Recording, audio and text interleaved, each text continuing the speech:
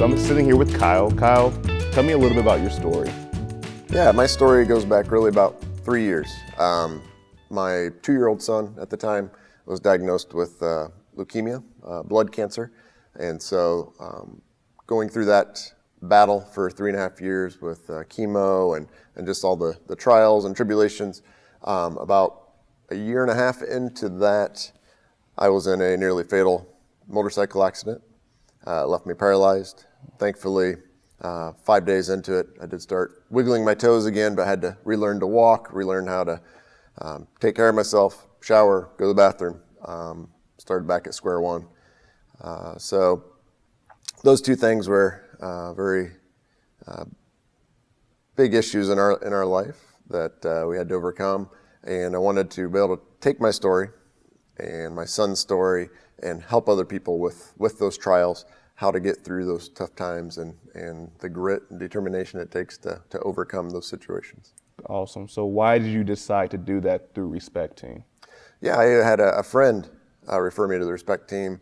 She knew that I wanted to take my story out to the public and try to grow lives.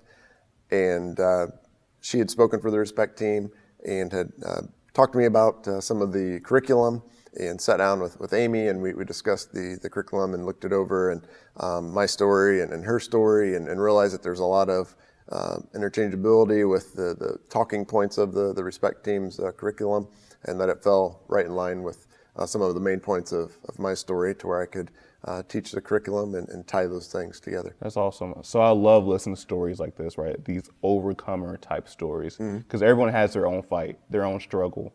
So if someone's watching today, right now, what can you tell them to encourage them to keep going?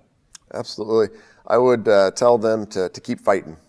Going way back to high school, I had some difficult times in high school between, a sports career that ended in a way that was very disappointing, a 3.5-year relationship that also ended in a way that I was not proud of due to my own poor choices, and looking back at those situations from way back then and how those valleys, those pits had helped me to overcome these much greater valleys that came along 3 years ago, and that I was actually happy that those things did happen, because those were opportunities for me to grow, to learn, to prepare myself for what came here recently, and to just let you know that times are tough right now for everybody. Yeah. No matter who you are, but to know that you too will look back at this and be glad that it happened, that you grew from it, and that it prepared you for amazing times to come in the future.